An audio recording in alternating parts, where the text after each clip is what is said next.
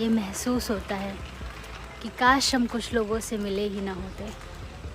अंजना सिंह और यश कुमार दोनों एक दूसरे से कभी भी नहीं मिलते हैं, लेकिन साल में एक दिन वो एक दूसरे से ज़रूर मिलते हैं और सिर्फ मिलते ही नहीं, एक दूसरे से बात करते हैं और एक दूसरे की खातिरदारी भी करते हैं। हम आप सबको बता दें कि अंजना यश के बीच तलाक होने के बाद भी वो एक दूसरे से मिलते थे, साथ में काम भी करते थे।